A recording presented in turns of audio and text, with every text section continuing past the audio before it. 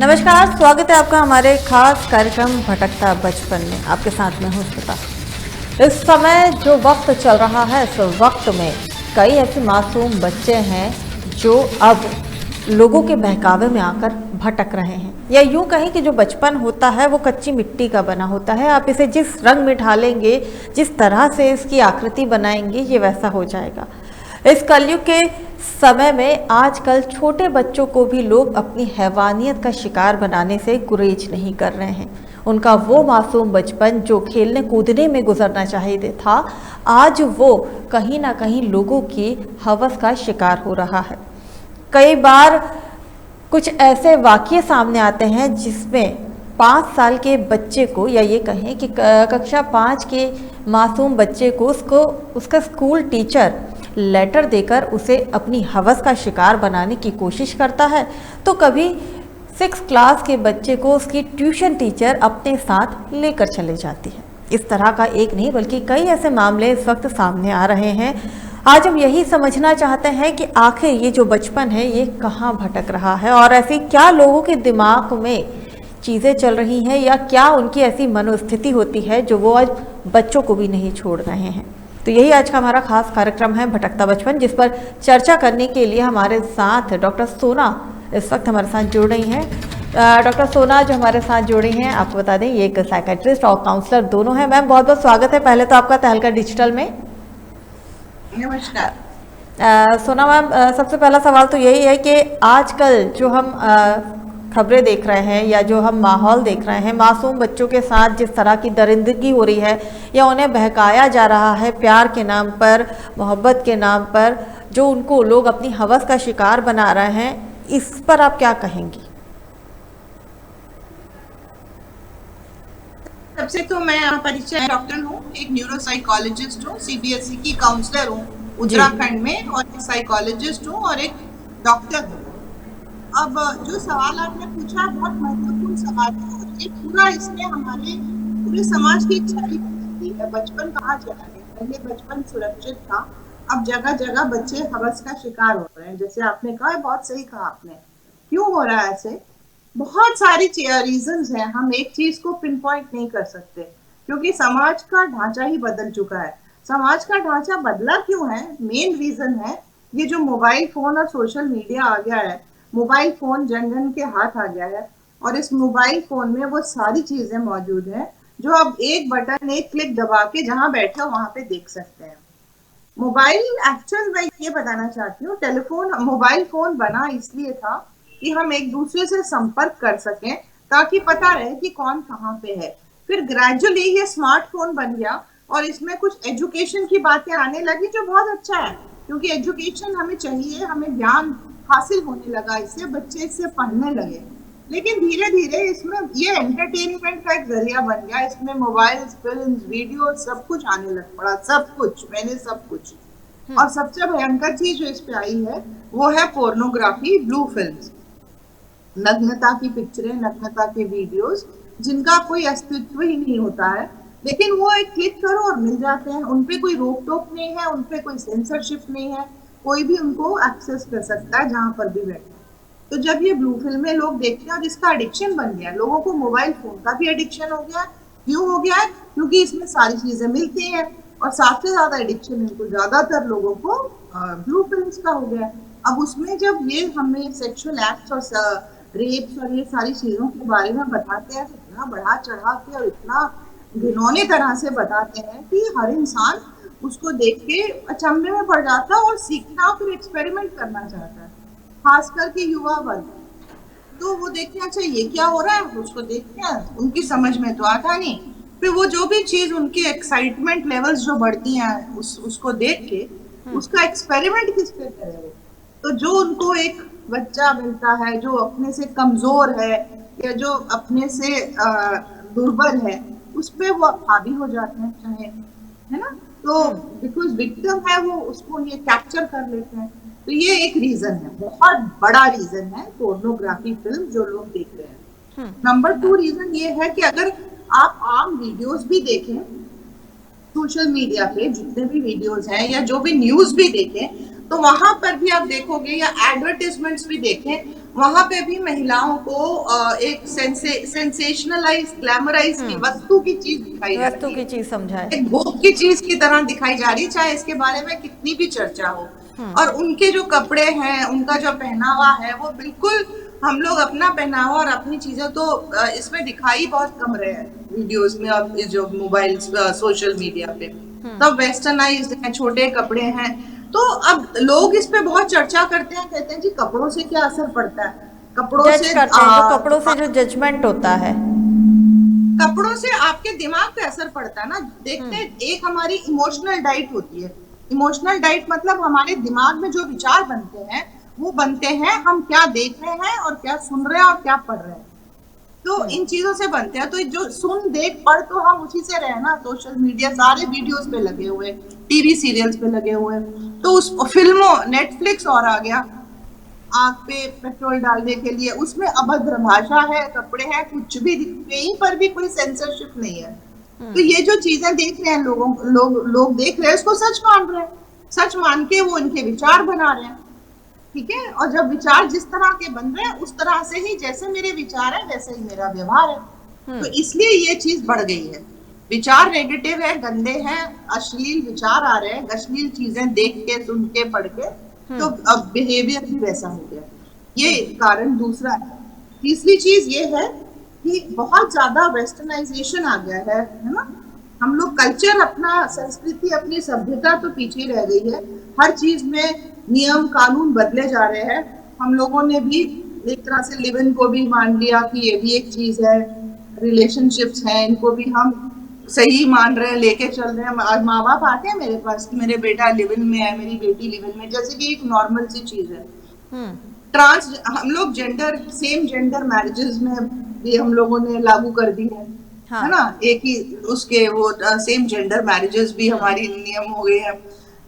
तो जो कल्चर, जो संस्कृति पहले थी हमारे देश की, जिसमें महिलाओं को सम्मान मिलता था, क्योंकि ये नहीं था ना सोशल मीडिया, तो जो बातों से, बुजुर्गों से, संयुक्त परिवार होते थे, वहां पे महिलाओं को दर्जा दिया जाता था, रिस्पेक्ट दी जाती थी, माँ बाप बच्चों को समय देते थे, लोगों एक शिक्षा देते थे। वो समय भी कम हो गया, अब माँ बाप भी काम कर रहे हैं, तो बच्चों के साथ बच्चा ग्रो अप ही नहीं होता अच्छे वैल्यूज के साथ, बच्चा ग्रो अप हो रहा है मोबाइल्स के साथ। तो बचपन से ही उसका सोच बिगड़ी हुई है, तो जो बड़ा बनता है तो ग्रो अप तो वो इसको देख के हुआ, तो वो फिर वो कल्चर नॉर्म सारे बदल गए। ये बहुत सारे कॉजेज हैं जो इसका एक कि बड़ा इम्पैक्ट प्रभाव हमारे समाज पे पड़ा है, बच्चों की सोच पे पड़ा है। अगला सवाल मेरा ये है डॉक्टर सोना, कि हम बहुत सारे अभी रिसेंट में हमने केसेस देखे हैं, बहुत सारे ये मामले जो हैं वो सामने आ रहे हैं। एक मामला अभी उत्तर प्रदेश का आया था, और कई मामले, मतलब मैं स्टेट वाइज एक एक्यूरेट नहीं करना चाहती, उसको डिवाइड नहीं करना चाहती, लेकिन ये हमारे पूरे देश में इस वक्त ये माहौल चल रहा है कि एक 5वीं क्लास में पढ़ने वाले बच्चे को उसका स्कूल टीचर लेटर देता है, या फिर हम ये देखते हैं कि 5वीं क्लास का बच्चा है, 6ठी क्लास का बच्चा, उसकी ट्यूशन टीचर उसे अपने साथ बहका कर ले जाती है, या हम कई बार ये देखते हैं कि जो दादी है वो अपने पोते के साथ शादी कर लेती है। इस तरह की चीज़ें समाज में इतनी ज़्यादा बढ़ती जा रही हैं कि समझ में नहीं आ रहा कि ये जो समाज आज जा रहा है, जिस रास्ते पर जा रहा है, उसका असर आगे क्या पड़ेगा, क्योंकि जिस तरह की चीज़ें हो रही हैं इसके लिए कोई अभी तक कानून या लॉ नहीं बनाया गया है कि अगर कोई इस तरह का अपराध करता है तो उसे क्या दोष दिया जाएगा या उसे किस तरह का दंड दिया जाएगा। बिल्कुल, इसको अपराध ही नहीं माना जा रहा ना, और अपराध माना ही नहीं जा रहा। और दूसरी चीज, अपराध है तो उसका जो अगर होता भी है तो उसका तुरंत निवारण नहीं होता, लॉ बहुत टाइम ले लेता है।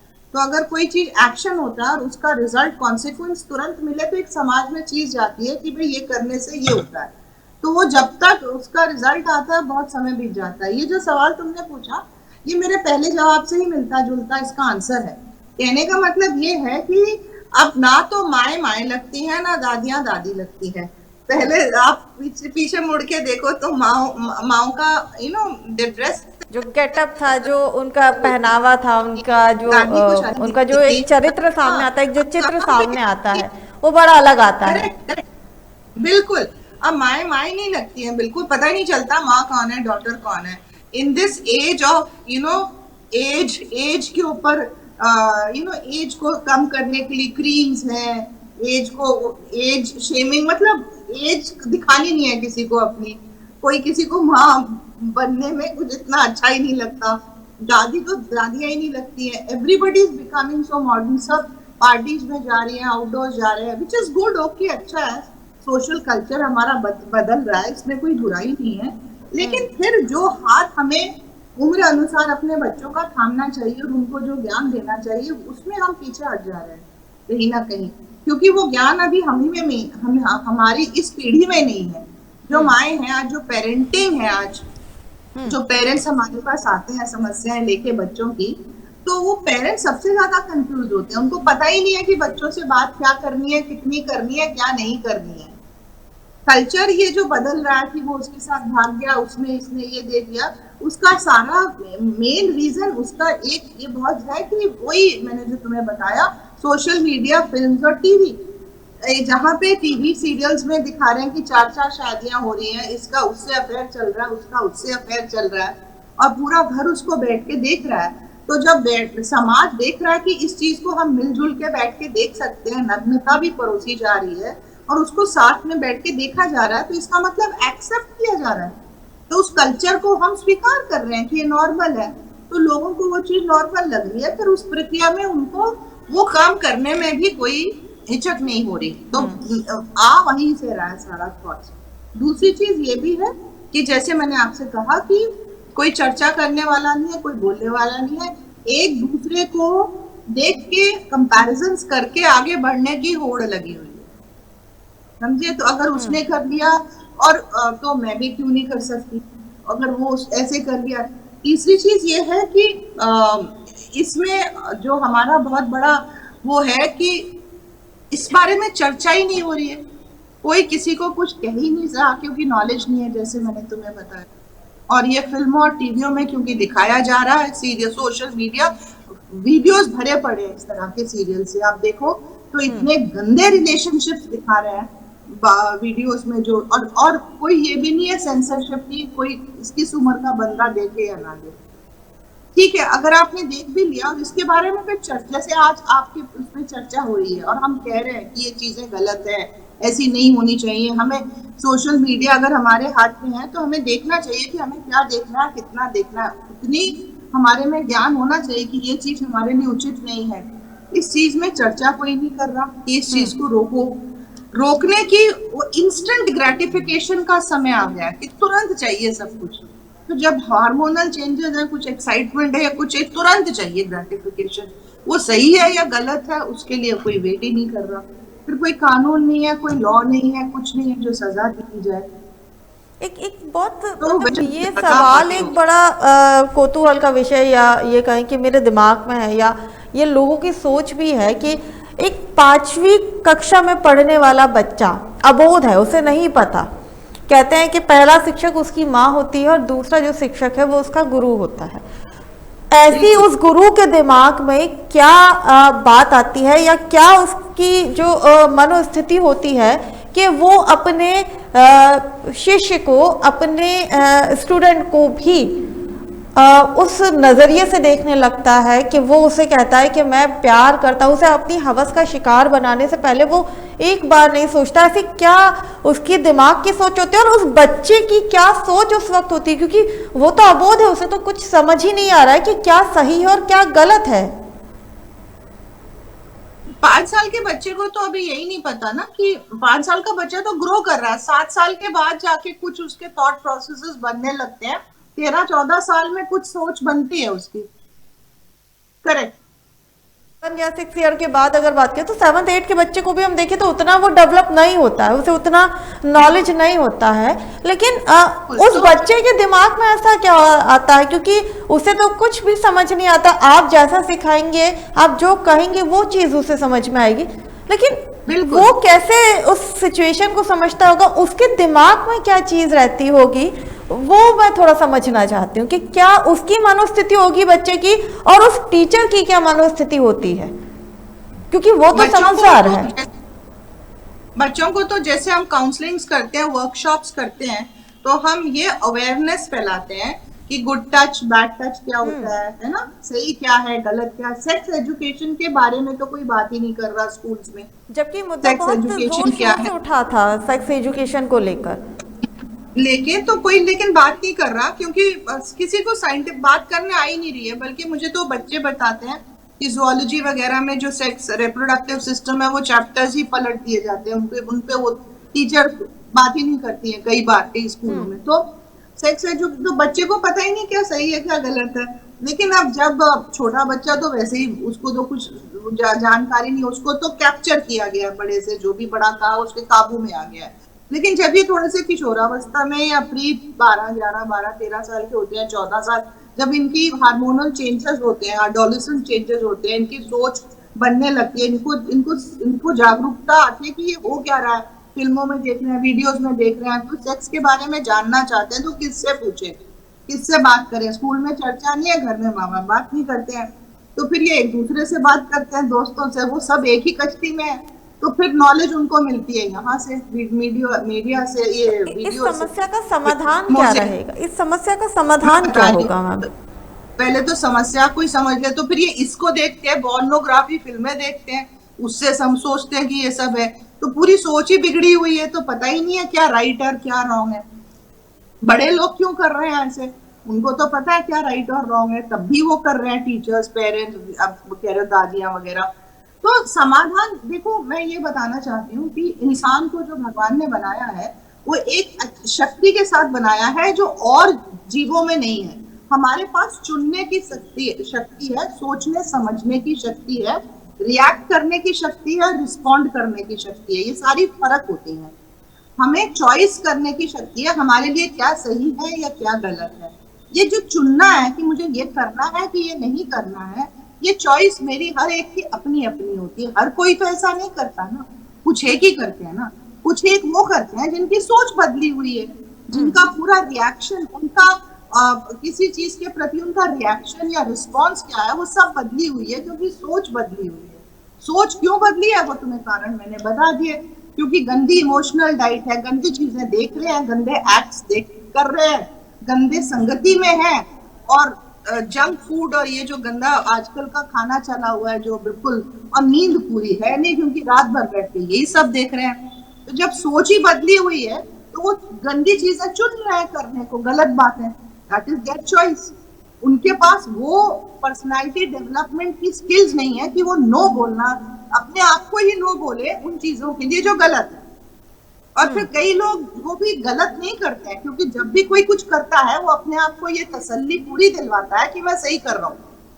तो वो अपनी, उनकी जो सोच, पर्सनालिटी बिगड़ी हुई है, उस पे अगर हम काम करें तो होते हैं। सड़क पे कई सारे ऐसे लोग चले हैं जो रेप्स कर रहे हैं, साइकोपैथ्स हैं, जो नॉर्मल से, जिनकी पर्सनालिटी डिसऑर्डर्स है, हो सकता है मानसिक बीमारियां हो। टीचर और बच्चे में क्यों है? क्योंकि टीचर की सोच ही बदली हुई है। टीचर के लिए चुनने, सही और गलत चुनने की शक्ति नहीं है। वो, उसको वही चीज सही लग रही है, वो उसकी जो इमोशंस है उनको वो कंट्रोल नहीं कर पा रहा। साइकोलॉजी में सिखाया जाता है कि हर बच्चों को बचपन से सिखाना चाहिए कि इमोशंस जो होते हैं, हमारी जो भावनाएं होती हैं, ये नॉर्मल होती है, सबकी भावनाएं आती हैं। इनको रेगुलेट कैसे करना है, इनको कंट्रोल कैसे करना है, अपने को नियमित रूप में कैसे रखना है, सही और गलत की पहचान कैसे करनी है, ये चीजें ना उनको किसी ने सिखाई, ना बताई, ना वो कर पा रहे हैं अब इस उम्र में। बहुत सारे तो नशे के वशीभूत होते हैं। नशा एक बहुत बड़ी चीज है जो आपकी सोचने समझने, रिएक्शन करने की या चॉइस करने की प्रक्रिया को खत्म कर देता है। तो ड्रग्स है, अल्कोहल है। फिर फैमिली, किस फैमिली से ये लोग आते हैं, फैमिली बैकग्राउंड बहुत जरूरी होता है। अगर कोई ऐसे बैकग्राउंड से आ रहा है जिसने यही चीजें घर पे देखी हैं, मारपीट या रेप या दुष्व्यवहार ये देखा है, या अपने आस पड़ोस में देखा है, या अपने घर में देख रहा है, तो वो उसी चीज से वो बड़ा होगा। तो वो फैमिली बैकग्राउंड क्या है, उसका चाइल्डहुड कैसे निकला है, वो क्या इस समय उसका पर्सनैलिटी क्या है, वो क्या चीजें देख रहा है, क्या सुन रहा है, अल्कोहल पी रहा है कि नहीं पी रहा है, उसकी संगति कैसी है, ये सारी चीजें आदमी का व्यक्तित्व बनाती है। और फिर सबसे बड़ी बात है, जी कई केसेस आपके पास जी। ऐसे आते होंगे जहां आप काउंसलिंग हाँ करती हैं लोगों की, हाँ बच्चों से रिलेटेड उनके पेरेंट्स की, तो हाँ उस समय उनके पेरेंट्स का क्या रवैया रहता है? क्योंकि आजकल जो वर्क कल्चर हो गया है वो बहुत डिफरेंट हो गया है। माँ बाप अपने बच्चों को समय नहीं दे रहे हैं, ये हम लगातार देखते हैं चीज़ें। बच्चा जो है या तो उसके हाथ में बचपन से ही मोबाइल दे दिया जाता है तो मोबाइल को देखकर सीखता है, वो लोनली रहता है, अकेला रहता है, तो पेरेंट्स का जो अटेंशन मिलना है वो उसे नहीं मिल पाता। जब बच्चा इस राह पे निकल पड़ता है, उसे समझाना उस वक्त माँ बाप के लिए बड़ा मुश्किल हो जाता है। तब वो आप लोगों के पास आकर मदद मांगते हैं कि हमारी आप हेल्प कीजिए, हमारे बच्चे को समझाइए। वो जो एक कंडीशन होती है, वो जो काउंसलिंग आप करते हैं, पहले पेरेंट्स की फिर बच्चे की, वो कितना टिपिकल होता है? उस समय बच्चे को समझाना और माँ बाप को उनकी जिम्मेदारी समझाना बड़ा टिपिकल होता है कि बड़ा मुश्किल वाला दौर होता है, या ये कहें कि वो काउंसलिंग का जो एक सेगमेंट होता है आपका कैसा रहता है? बहुत मुश्किल होता है काउंसलिंग। एक्चुअली दवाई लिखना तो बहुत आसान है, 2 मिनट का काम है। आपने एंटीबायोटिक लिख दी, फीवर की दवाई लिख दी, 5 मिनट में ट्रीटमेंट लिख दी। लेकिन काउंसलिंग तो आपको जड़ तक जाना है। समस्या है, बच्चा गलत संगत में है, बच्चा अल्कोहल पी रहा है, बच्चा गुस्सा कर रहा है, बच्चे की कंपनी अच्छी नहीं है, तो ये समस्या लेके पेरेंट्स आते हैं। अब इसकी जड़ तक जाना कि ये बच्चा ऐसा कर क्यों रहा है, तो वो सबसे बात पहले, जैसे आपने कहा, सारी चीज शुरू होती है घर से। पहला शिक्षक घर का होता है, माहौल टीचर का, घर का माहौल, पेरेंट्स का। तो पहले पेरेंट्स के साथ सेशंस होते हैं। उसमें मेरी जो पेरेंटिंग सेशन है, मैंने जो डेवलप किया है इतने सारे केसेस देख के, तो मेरा तो एम्पावर्ड पेरेंट्स पेरेंटिंग है, ईपीपी मॉडल है। Empowered parents parenting model parenting को ये बताता है पेरेंट्स को कि पहले आप अपने अंदर झांक के अपने आप को देखिए। जहां जहां प्रॉब्लम्स हैं, जहां जहां आपको लगता है कि आपके अंदर खामियां हैं, या डिप्रेशन है, या एंगर है, या स्ट्रेस है, या आप खुद ही मोबाइल्स देख रहे हो, या आप खुद ही बच्चों को कह रहे हो मत देखो और रात रात भर भर के ये सब देख रहे हो, या बच्चा देख रहा है, क्योंकि बच्चा सीखता रोल मॉडल घर में ही है, पेरेंट्स से ही सीख रहा है। तो वो देख रहा है रात को पेरेंट्स क्या देख रहे हैं, पेरेंट्स कहता है सो जाओ, रात को खुद ही पोर्नोग्राफी देख रहे हैं, उसको सब सारी मैसेजेस पता चल जाता। तो पहले तो पेरेंट्स को एम्पावर किया जाता है कि चेंजेस आप अपने में लाइए। पहले अपने को स्ट्रॉन्ग और एक खुश हैप्पी पेरेंट, एम्पावर्ड पेरेंट बनाइए, जो कि बच्चे का रोल मॉडल बन के उसको राह दिखा सके। तो पहले तो फिर पेरेंट्स हमें कहते हैं मैम समस्या तो उधर है, समस्या तो बच्चे में है, आप हमारी काउंसलिंग क्यों कर रहे हैं? लेकिन जरूरत यह है कि उसकी समस्या आई आपसे ही है, घर से ही आई है। तो जब तक यहाँ नींव ठीक नहीं करेंगे हम लोग, तब तक वो ठीक नहीं होगा। उसके बाद फिर हम बच्चों पे जाते हैं। बच्चा कोई बुरा नहीं होता है, उसमें प्रॉब्लम्स होती हैं। बच्चे सब अच्छे होते हैं, लेकिन जो प्रॉब्लम सीखी हैं, देखी हैं, उसको जो पियर्स से या समाज से या फिल्मों से उसके दिमाग में आई हैं, उनको टैकल करते हैं हम लोग, और उसको बच्चे को फिर सशक्त करते हैं कि पहले तो सही और गलत में उसको ये बात समझाना बहुत जरूरी होता है। क्योंकि वो जो भी कर रहा है अपने हिसाब से तो वो सही कर रहा है। हर कोई जो करता है अपने हिसाब से सही करता है। तो उसको ये बताना कि ये चीज उचित है और ये अनुचित है, ये भी एक बहुत जटिल काम है। इसलिए काउंसलिंग बहुत मुश्किल काम है, और मैं हमेशा कहती हूँ कि ये हर कोई नहीं करता, सिर्फ जो प्रोफेशनल्स हैं, जो इसमें ट्रेंड है, उन्हीं के पास जाना चाहिए। नहीं तो कई बार ये गलत भटका देती है क्लाइंट्स को। तो फिर बच्चों को हम लोग एम्पावर करते हैं और बताते हैं सही और जब वो चीज हो जाए, उस चीज से कैसे निकलना है और बचना है, उनको हम उस चीज के थेरेपी के द्वारा वो उनको टिप्स देते हैं और उनको सशक्त करते हैं कि वो खुद अपने आप को छोटे उस बच्चों की चीज से काउंसलिंग निकालें। कितनी मुश्किल होती होगी सोना जी, कितनी मुश्किल होती है एक छोटे बच्चे की काउंसलिंग? क्योंकि उसे तो कुछ समझ नहीं आता है, वो तो अपनी जिद पे रहता है। बड़ों का तो हम चलिए मान लेते हैं कि वो अपना ईगो रख सकते हैं, उन्हें समझ में आता है, लेकिन फिर भी वो अपनी जिद नहीं छोड़ते। लेकिन छोटा बच्चा तो जिद के आगे कुछ नहीं समझता है। उसकी काउंसलिंग करना कितना टिपिकल होता है और कितना वक्त लग जाता है उस बच्चे को समझाने में? मिनिमम समय कितना लग जाता है? कितनी काउंसलिंग, कितनी सिटिंग्स आप करते हो फिर उस पर? देखो, छोटे बच्चों की तो काउंसलिंग, छोटा बच्चा डिपेंड करता है, एज अप्रोप्रिएट काउंसलिंग होती है, उम्र अनुसार काउंसलिंग होती है। बड़ों की उम्र अनुसार होती है, 13 साल की 13 साल की उम्र अनुसार, छोटे बच्चे की उसके उम्र से। अब हम बच्चे को इमोशनली या साइकोलॉजिकली खींच के अपनी उम्र के अनुसार तो ला नहीं सकते ना। या पेरेंट्स की तरह तो बना नहीं सकते ना। तो जब हम उनसे बात करते हैं तो उनके उम्र अनुसार बात करते हैं कि वो कितना समझ पा रहे हैं बात को। छोटे बच्चों का जहां तक सवाल है, उनकी काउंसलिंग्स इतनी उनको इतना नहीं बताने की जरूरत पड़ती। उनकी जो काउंसलिंग होती है वो पेरेंट्स की होती है, और जब वहां पे समस्या का हल उन्हें पता चलता है तो 80% प्रॉब्लम सॉल्व हो जाती है। जब चेंजेस पेरेंट्स अपने में, अपने व्यवहार में, अपनी सोच में लाते हैं बच्चों के प्रति, अपनी बोल में, अपने व्यवहार में, तो प्रॉब्लम्स 80 से 90% सॉल्व हो जाती हैं छोटे बच्चों की। उनको तो सिर्फ राह दिखानी है ना, रास्ता दिखाना है ना। लेकिन गुड टच बैड टच जैसी चीजें तो बच्चों को एम्पावर करनी है कि गंदी नजर से कोई टच करे तो चीखो चिल्लाओ, ये बातें उन सबको बतानी पड़ती हैं, वो भी उम्र अनुसार बताते हैं। कितना समय लगता है ये डिपेंड करता है समस्या कितनी जटिल है और क्या है।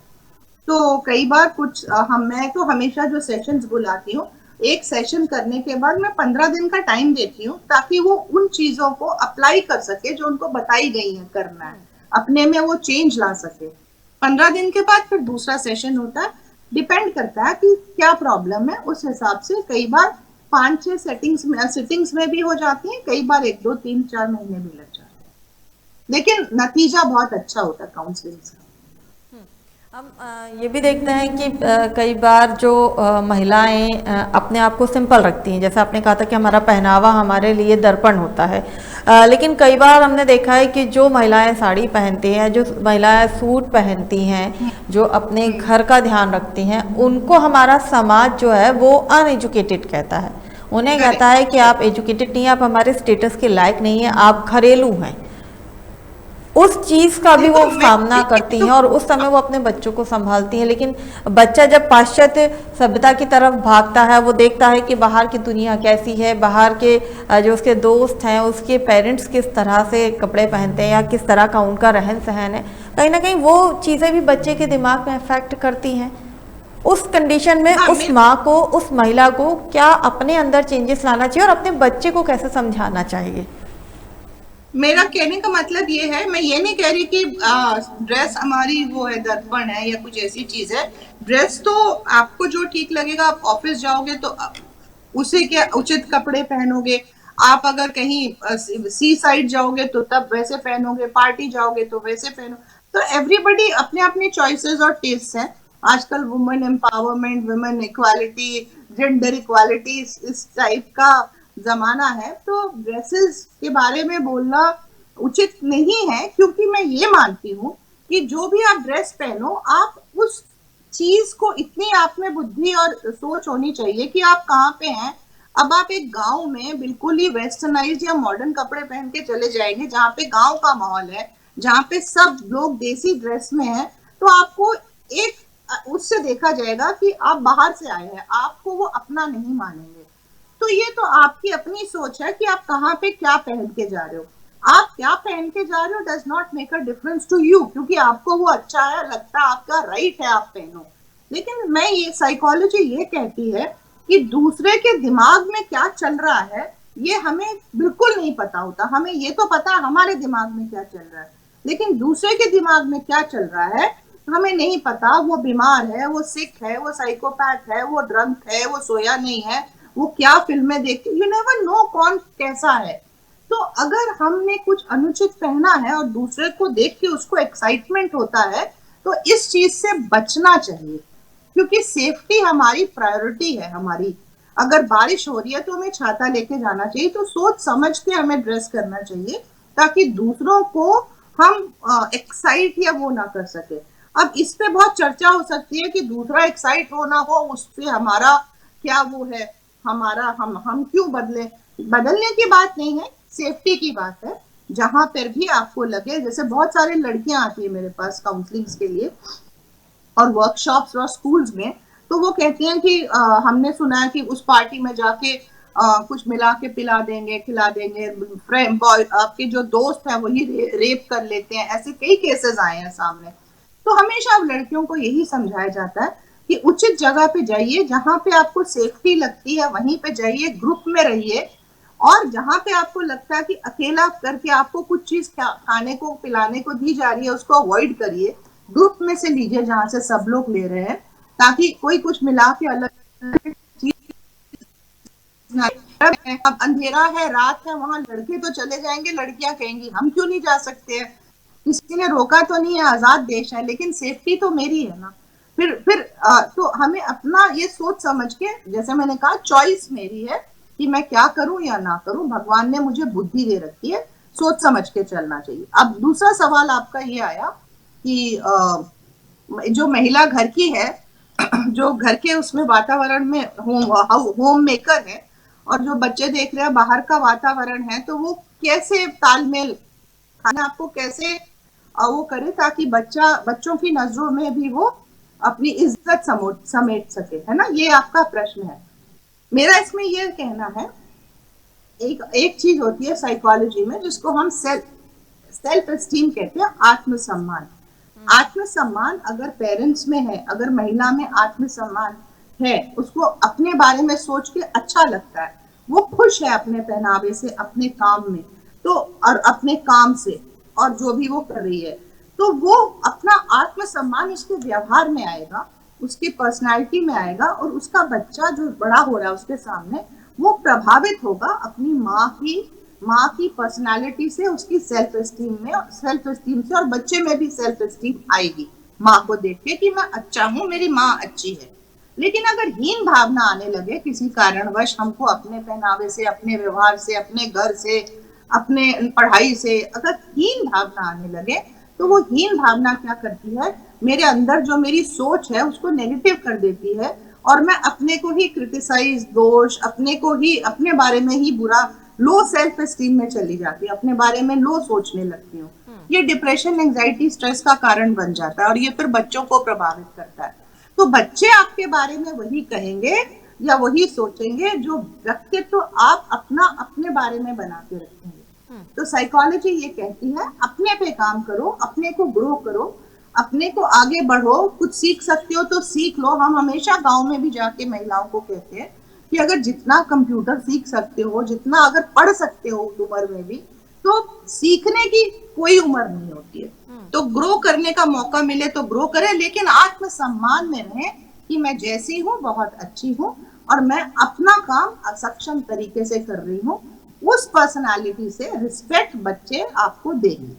और जहां बच्चे कंपेयर करने लगे या रोका टोकी या थोड़ा अब्यूजिव हो जाए, वहां पे फिर गुड पेरेंटिंग आती है, जहां पे बच्चों के साथ बात की जाती है और उनको बोला जाता है असर्टिवली कि अपनी बोली को या व्यवहार को बदले, कंपेयर ना करें, अपनी सेल्फ एस्टीम में रहें। तो ये सारी चीजें पेरेंटिंग में आती हैं, जो कि हम वर्कशॉप्स में, स्कूलों में और पेरेंट्स को सिखाते हैं। बहुत बहुत शुक्रिया डॉक्टर सोना हमारे साथ जुड़ने के लिए और महत्वपूर्ण बातें हमारे साथ साझा करने के लिए। बहुत बहुत शुक्रिया आपका हमें समय देने के लिए। तो भटकते बचपन में आज हमने बात की डॉक्टर सोना कौशल से, जिन्होंने बताया कि आखिरकार किस तरह से हमारा समाज जो है वो मोबाइल के एडिक्शन में जाते हुए अपने बच्चों के भविष्य और उसके बचपन को कहीं अंधेरे के गर्त में डुबोता जा रहा है, उसे कहाँ भेज रहा है, किस अंधेरे की चौखट पर हम हमारे बच्चों को ले जाकर छोड़ रहे हैं, इसकी जिम्मेदारी कहीं ना कहीं हम पर बनती है। तो ये था हमारा अच्छा खास कार्यक्रम। फिलहाल के लिए मुझे दीजिए इजाज़त, आप बने रहिए तहलका डिजिटल के साथ।